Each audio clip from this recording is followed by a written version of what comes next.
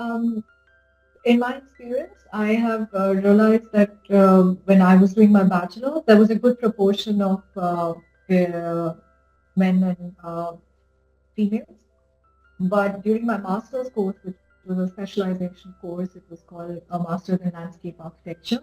And in that course, it was essentially more of females in that and less Mm-hmm. uh, males. But more or less in architecture in general, I think the proportion is 50-50. It's not, Mm-hmm.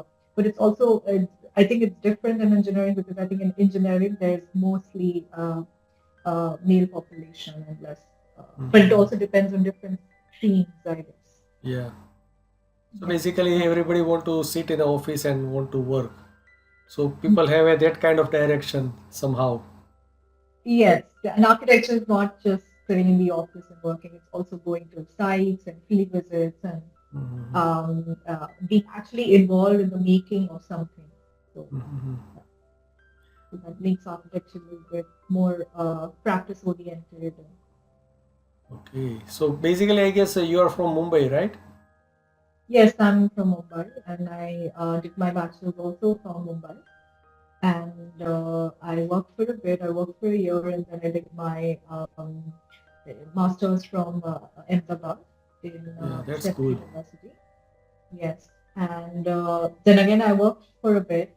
I taught in Delhi for a while, and Mm-hmm. before I realized that I wanted to get into academics and get into pursue research. So I just want to know that to Mm. work in a professional field is good in the field of architecture, or to teach is very interesting, or after Um, working for some time and then go into the teaching field will help more to students or overall growth. I think for every individual it's different. I feel like a lot of people who have a lot of students that pursue architecture actually also come from a background where their parents are either architects Mm. or they are in real estate or in build or like they are builders. Their Mm. parents are builders or real Okay. estate. So they quickly after their bachelor's they want to join their Business. business and Mm. help that grow and establish. And otherwise, also there are students who have they're like an entrepreneur mind and they want to Mm. have their own sort of firm. And they start from scratch. They do not have any contacts, and they really start from scratch. And through family, friend, and word of mouth, they really then build a small practice. And which like presently, if I had to look at my peers, I know a couple of them who have their own practice and they're doing very well for themselves. But a lot like the people who have a more curious mind or more like who want to, sort of study further, and they mostly then end up doing masters. And often, like for me, my realization was more that when I did practice for 1 year after my bachelor's, I realized that I am more interested in, like I'm more like inquisitive, and being in the industry was sort of making me a little bit like closed because I Okay. was doing the same thing again and again. So it was kind of probably the job that I was doing. So which is why I realized that I wanted to do masters and I really wanted to study further in a specialization which is related to the environment. So I then later, of course, did my masters, and during masters I realized that I think I have a more research acumen and I Mm-hmm. am more curious by nature, and therefore I realized that if I had to do PhD, then I need to sort of teach for a bit, and which is what I Mm-hmm. did.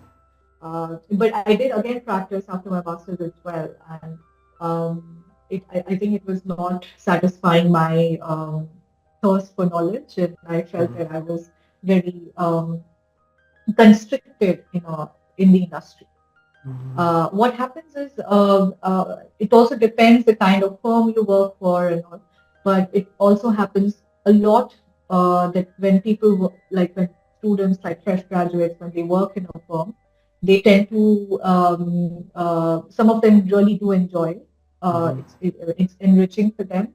But some of them also are like, okay, one day I will open my own firm, and this is just for me to sort of train Mm-hmm. myself how to work in a firm. So I also kind of started with that intention, but I realized like starting your own firm is also like taking a risk in Mm-hmm. architecture, because you have to sort of quit your job and give 100% dedication to this profession. And it really starts with just the first client. And if you're able to do one project successfully, then through word of mouth, Mm-hmm. um, things spread. But because architecture is a very it's a profession that takes a lot of time, because Mm-hmm. any Mm-hmm. building that you have to build takes about 1 year or 2 years, Mm-hmm. let's say.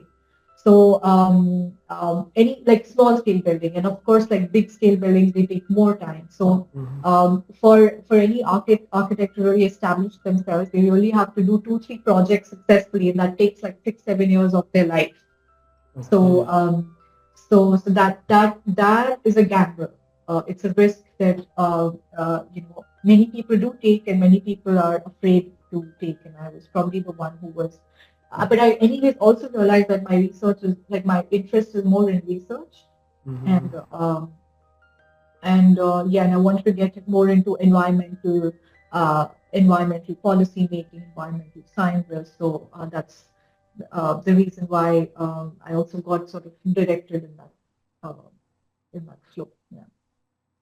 And one more question is that why do they have 5 years in bachelor's? What is the reason? Because all engineering Yeah. sector they Yeah. have four most of the time, Mhm. but why Yes. it's similar to kind Mhm. of maybe medicine?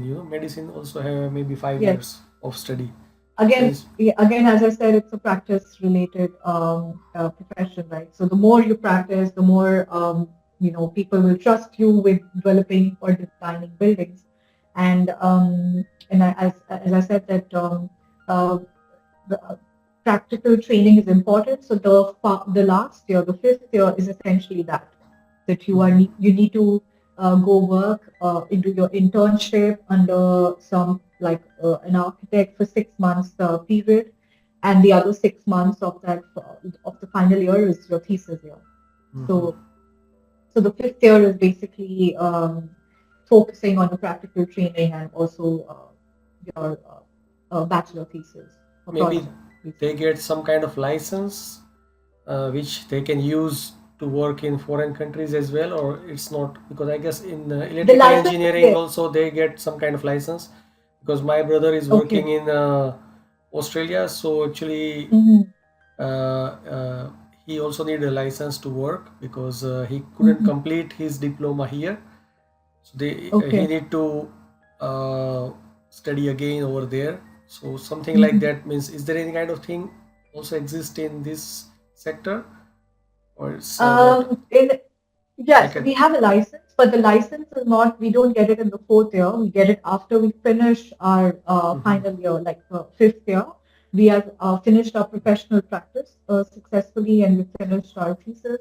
And that's when we get and then there's this Council of Architecture in India,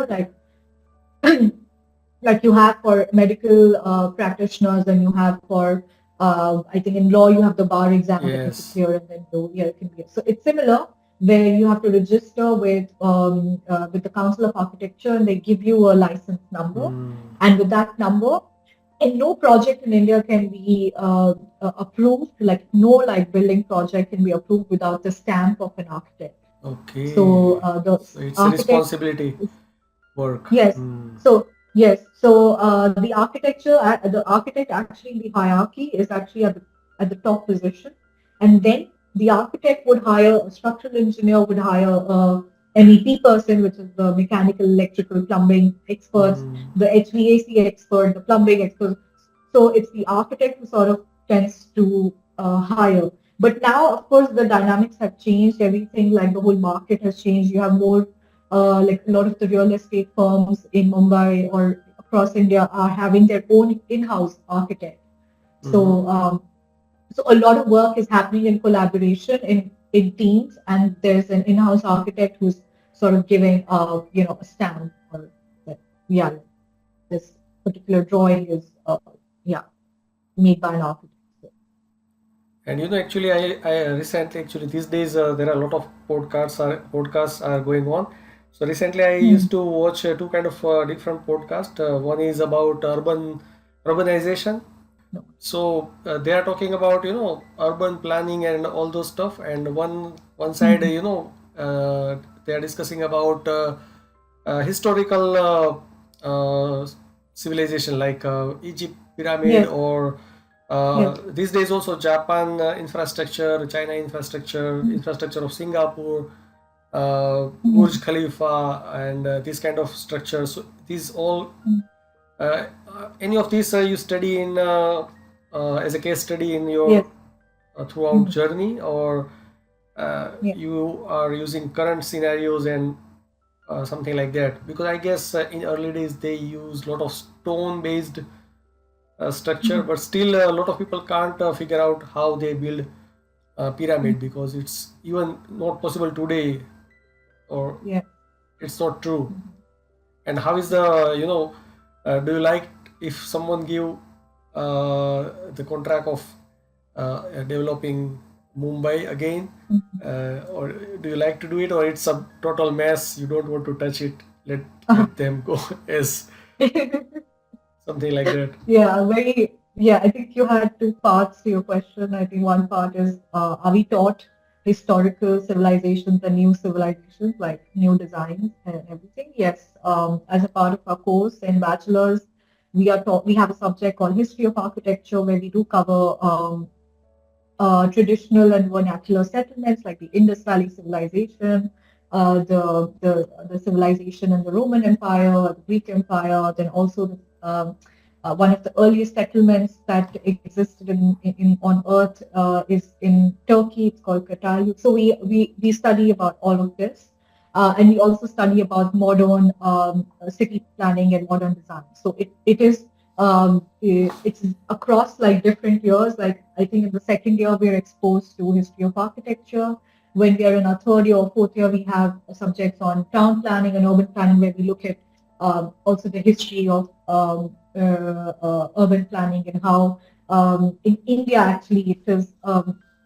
This is, of course, after much studies that you realize that a lot of the books and the publications on these subjects are very global, international, European, and there is not enough literature available about Indian systems or Indian planning systems. So there is this gap in understanding Indian landscapes or the Indian urban planning or Indian urban design.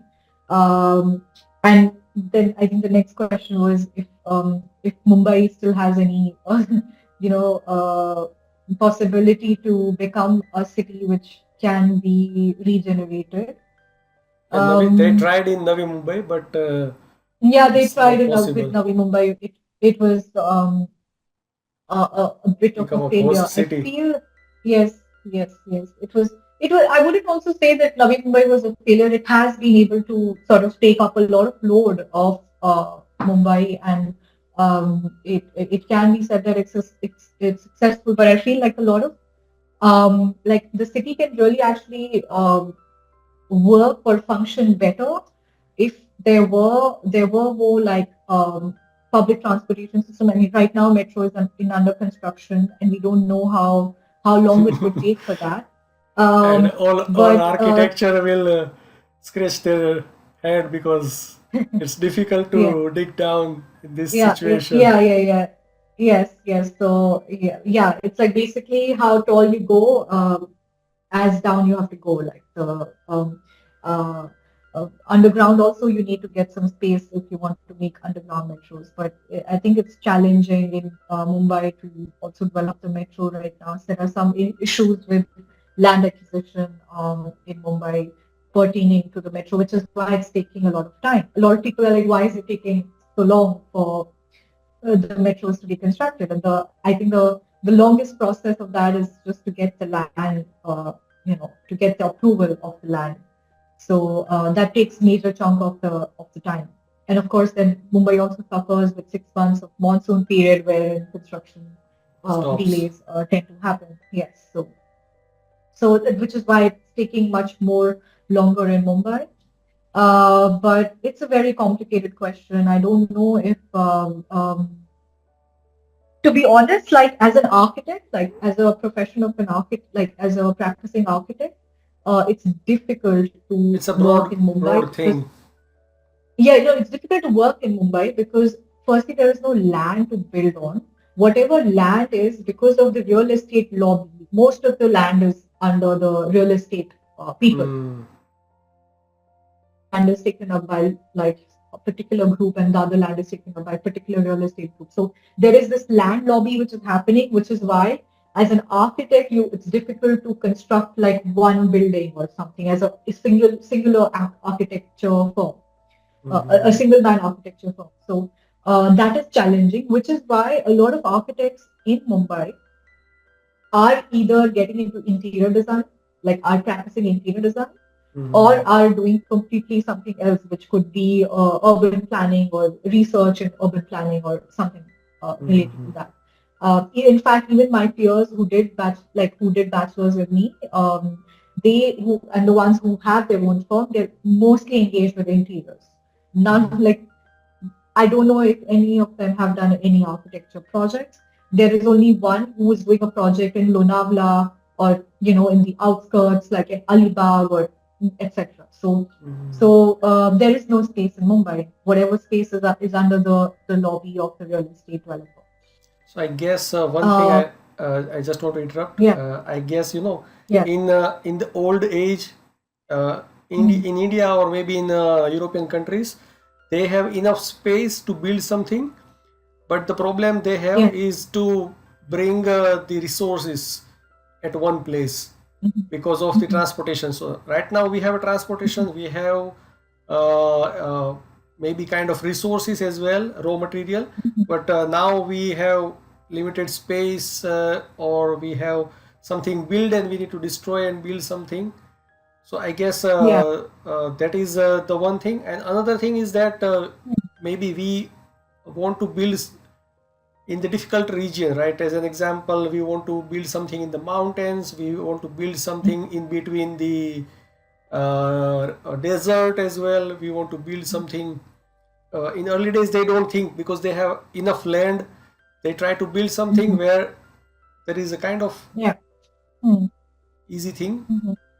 They Yeah, have stone designers, means they build a lot of things mhm, using stones, uh, mhm, but still I feel that the mindset they have, and I guess they also in those days the people who are building this kind of structure, maybe temples or maybe fort, they maybe mhm, think that this thing will should remain for maybe 1,000 years or 5,000 500 years mhm, at least. So maybe they have that kind of mindset, but right now mhm. we don't have Yeah, that kind of mindset. We just want to build yeah. something and sell it. Yes, yes.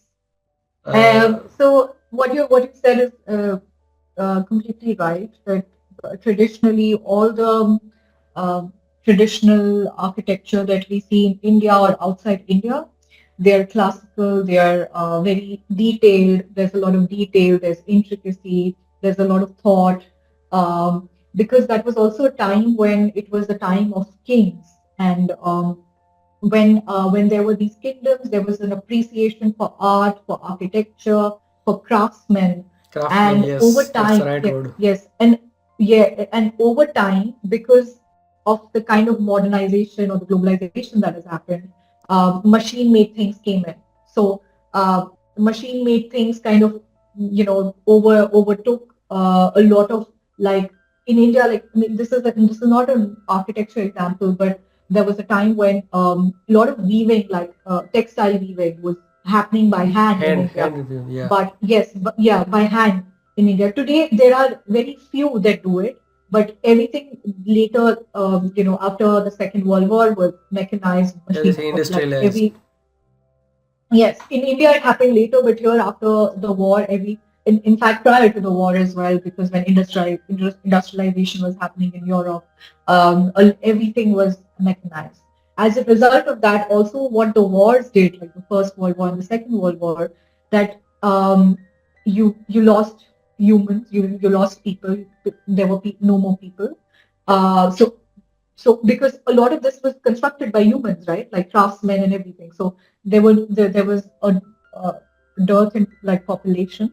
And the other fact was lack of resources because every country had put in all their resources in ammunitions and in warfare equipments and everything. So there was no money. So they had to build. They had to. So this was like a new style of architecture that emerged after the Second World War, which was called modernism, which was basically using most minimum resources and building something. So minimum resources in terms of materials, in terms of people. This happened like world over, like this impact of, and which is why traditionally, because as I said, there were kingdoms, you know, there was luxury of resources and everything. People had the time to invest in, and there was also an appreciation for art. Like most of the kings, if you would know, they had an appreciation for music, literature, poetry, etc. Like all forms of art, and also architecture as a result. So so that sort of, I mean, of course, uh, modernization and everything took away. People also did not have time anymore. Like people were engaged in workforce, labor force. So they were basically busy building the country back again after the Mm-hmm. war. So the sort of also priorities changed. It was more about like whatever can be, Mass even in fact, manufacturing. like Basically, they want to yes, mass yes, manufacture everything. yeah, mass manufacturing happened during Ford was the one who the manufacturing of the Ford car was when mass manufacturing as an idea was established. So Mm-hmm. so primarily it was like after the Second World War, like because even India also faced the impact. We got independence, but we also had partition. Like the country was divided. People were refugees in their own Mm-hmm. country. So basically, it was like first is survival, just building something immediately, which is Mm-hmm. quick, which is efficient, and which is so. As a result of that, this priority, of building something exquisite, sort of changed. Um, and previously, as I said, there was a luxury of time, luxury of resources, luxury of also appreciating art and all of that. So those were different times, and I mean, now we are in a different time. But um, today, I think architecture in India is also following a lot of, I mean, not today, but at least in the early 1990s and 1980s and 2000, there was this practice of super modernism, which is basically just trying to build buildings that the international style is building, like looking at the West. So that in a way impacted our own inherent like learnings of architecture, which was if you had to really understand Indian architecture style, every state in India has their own vernacular architecture. Like if you go to Himachal Pradesh, there's the Kathakali style of architecture. If you go to Kerala, they have their own, the houseboat, like the style of architecture which is on stilts. So all of that got lost, and suddenly everything was replaced by these very simplified looking buildings. Like so today, if you have a photo of Mumbai of a photo of Dubai, you would be like, okay, it's like, I mean, it's the Mumbai skyline or the Dubai skyline or the Singapore. It's a very standard sort of template which is there, Mm-hmm. and everybody has lost their inherent style of architecture. I think Bhutan is really trying to sort of keep the traditional architecture. Even the airports are designed in a way where Mm-hmm. it respects the traditional architecture. So very few countries are, trying to maintain that integrity in their designs. Whereas we have really in the 1990s and 2000s lost that plot, and now we Mm-hmm. are hopefully going to come back. Today there is a realization and a consciousness of this where people are realizing that the traditional architecture of India was much more, um, sustainable. So people are realizing that and trying to The only hurdle in that is because traditional architecture of India could cater to a certain population of people, but today, of course, the population is not the same. So to cater to a large population, how you can using modern techniques and still, rooting on traditional practices, you can create like a good sort of practice of a critical regionalism, which is a term which in architecture that we use, where you are doing regionalistic practices, but with a modern sort of or a contemporary understanding. Um, Sri Lanka does that. Sri Lanka, Bhutan, I think these are the countries which are doing that very well. In Hmm. fact, even Bangladesh is also having a good understanding of this very soon. Japan has been a country which is a prime example of being able to do it very efficiently, Hmm. because they're very rooted to their culture, but they're also like, I mean, they're Organize. also connected. Yeah, modernized. So that sort of the connect between the two and the marriage of the both is very interesting in Japan. So I think India should also try to One more thing head in that actually direction. come in my mind Yeah. is that I guess the structures which sustain this long time are Hmm. only temples and the forts. The people, Yes. the normal local people where they live, people don't know. Their house is Hmm. destroyed. Yes. Yes. Only the survival are just Hmm. majority temples or churches or whatever the things. The Yes. things Yeah. related to people who are powerful, it's survived. Yes. All other Yes. infrastructure is destroyed, Yes. kind Yes. of thing. Is it true or That is it's true. not true? It is true. It is true, but But right in now, some, I mean, in yeah, this generation, local people, the kings are also having houses, big houses, but still local people have a the yeah, population of local people is yeah, high compared to maybe 5,000 yeah, years back. yes, yes. So basically, with that context, that's a very interesting point you said. But I think there are some cases So like even in India, like there is, I think, Lothal, which is a town in that is Gujarat, a which total, has some, it's a yeah, very yeah, very yeah, old thing because they don't have a king. yeah, They it shows that they don't yeah, have any kind yeah. of king or I mean, only we don't people know are living. what was yeah, But if we talk about yeah, yeah, maybe Ramayana yeah. civilization or Hmm. Krishna or around 5,000 years, the Mm-hmm. normal people, where do they live, Mm-hmm. where their houses are, nobody knows. Mm-hmm. So it's gone Yeah, that basically. nobody. That is, no, yeah, that is true. Maybe it's That is, demolished it's by yeah, old it's gone. king I all mean, the time. When they want to yeah, build, a new king came yeah, and yeah, everything yeah, maybe build again, something like that. yeah. But I think in So some basically, like fort areas, yeah, where you have the moat and the fort. In between, there are these spaces, but yeah, they're all like in ruins. It's not like in complete form. But also, I think it's a matter of how much can you conserve or restore over the years. So, maybe but they yeah, you're live right. Like very most of the simple important life. structures are the one which are Maybe still they there. live in the mud houses or Yeah, yeah, very basic living standards. yeah, yeah, That's yeah. why that kind of structure Yes, didn't survive till and now. yes, yes, yes, possibly. Yes. So that's why I guess in early days the maybe uh, one or two or three or four generation are working in the one infrastructure development, like one temple, the Mm. person working, he died. After that, his son is also working, he died. So to build a one Mm. structure, it takes a lot Yeah. of time. It takes a That's lot of why time. it Takes survived a long people, and time, yeah, kind of thing. yes, yes, yes. And I think any of these important buildings, they have taken like more than 10 to 20 years. Like if you have to look Yes, at their building time, yes, very it's very taken a long. lot of time. Yes, it's taken a lot of time to build them. So as I said, in the modern time, time is money. So nobody has, That you kind of know, thinking. uh, Yeah, yes, nobody that's has true. that. everybody wants to build fast. Like every real estate person is like, I want to build fast. I want to sell off the flats. I want to earn money. So it's all about running the economy basically. So Yeah. And what yeah, kind of subjects do you study, if you remember, because it's a long, long back time, but if yeah, in bachelor's, which kind of yeah. subjects roughly you can Yeah, share a yeah, few things, and of in the course. masters as well? Yeah, yeah.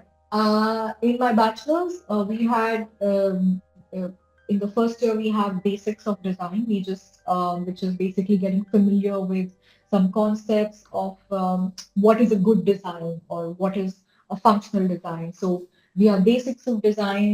We have architectural design, which is basically we're given a project and then we need to sort of develop that project or that idea. Then we have some theoretical subjects, which is called theory of structures, which is similar to what a lot of the civil engineering students study. And the reason why we are taught that is because we need to have a good communication skill with our structural engineer when we practice. So we are taught theory of structures until 3 or 4 years. So it's a very important theoretical subject, and you have to clear it and pass it. Um, and then there's building construction, which teaches us about similar to theory of structures. It's teaching us a little bit about more like technicalities of building. So both of these subjects, theory of structures and building construction, are very similar to the subjects which are taught to a civil engineer. Then we have some subjects like humanities. Mhm. The reason why humanities is important in architecture is because many a times when not many, like we always have to, as a practicing architect, really understand the client. Mhm. Because if you're building something for the client or your the person that you're building for, you need to understand the person's psyche, you Society need and to culture, understand, basically. yes, society, culture. So which is why humanities is also an important subject, which is taught through the first year until the second year or third year. Then there's, as I said, there's history of architecture, which is taught, and it covers all the periods uh, internationally, even some Indian periods as well. Um, and then we have in third year, I think so. First year until second year, you're basically learning about masonry construction, which is basic brick and mortar construction or stone and mortar construction. But by the time you're reaching your third year, we understand RCC construction, which is the modern technique of building. So you're more into understanding how RCC buildings are built from third year until fourth year. And from fourth year onwards, you're also sort of understanding key concepts of not just one building, but multiple buildings, like group Mhm. of buildings, like how do you sort of deal with that? And then also from fourth year, you can start using softwares. Until third year, you're basically working with hand, and that's important. I feel it's a skill that needs to be continued until the fifth year, but because, as I said, in the fourth year, you are now working with multiple buildings. That's why the use of software is allowed and permissible. And also because when you go out and you practice in an office, they need that you have the skill 3D. of working with, yeah, AutoCAD. Yeah. So AutoCAD or 3D or being able to sketch as well. So all of these skills are important that you acquire through the 4 years. So and the fifth year, as I said, is just about your internship that you do. Like it's your professional practice for 6 months, and then you have your 6 months of your thesis, and then you're kind of done with your bachelor's. Yeah. Mhm. In masters, because masters is separate for separate courses, like Yeah, for a person who's specialization. doing, There are a lot of specialization. yes. So for as an architect, you have the opportunity to do a master's in industrial design, master's in communication design, master's in animation or filmmaking as well, master's in urban planning, master's in urban design, master's in interior design, master's in landscape, which is what I have done. So there is an avenue of opportunities that you can do after your bachelor's in 20, architecture. 30, maybe we can. Um, Specializations are around maybe 20, 30 type of different Yes, specialization. yes. As a bachelor of architecture, you can also do, like, I have a peer of mine who has done masters in history. Mm-hmm. after her bachelor's in architecture. So it's really like because as I said that history is an important subject in our Yes, course, that's true. and yeah, and a lot of students who get like, okay, I want to understand like history properly, so they end up doing masters in history. Even we had one of our professors who did masters in history as well. So yeah, it's an endless opportunity that people can also do. Like now there are these new courses like masters in sustainability, masters in environmental design, masters in so you have the opportunity of taking up because these are Right. courses which are there in the international academic circles. Yeah. So you have all of masters in Available. transport planning and yeah. So project management, there's also that. I think there's an organization in India that provides masters in project management to architects Yeah. for people who have bachelors in architecture. So there are endless opportunities. The course that I did was Masters in Landscape, which has a more environmental understanding, and it is to deal with the unbuilt spaces. So in a Mm-hmm. city where you have you have buildings and buildings, but you also have these voids where there are no buildings. And then what do you do with these voids? Essentially, there is a practice of making them into public parks or these public access areas. And recently, when we had COVID, we suddenly realized the importance of these public, Mm-hmm. outdoor spaces, which is a concept which is very well researched and understood and highlighted in European countries. But in India, it's something, there is a lack of public infrastructure and public spaces. Mm-hmm. One of the cities that has really good public space is actually Delhi. You would be surprised because almost every neighborhood has their own garden, and That's that's good. yeah, that's good. So Mumbai doesn't have that privilege. I think even in Ahmedabad, one can say that there is a garden in a vicinity of about 2 to 3 kilometers, an open space Mm-hmm. in Ahmedabad, and so I would say in Pune as well. So some cities do have Chandigarh. that in India. Yeah, Chandigarh, of course. I mean, that's It's a one planned prime city, example. but yeah. So yeah, but So during COVID is when people started realizing the realize, importance of these yes. open spaces. Yeah. Yeah, and my practice essentially deals with designing those open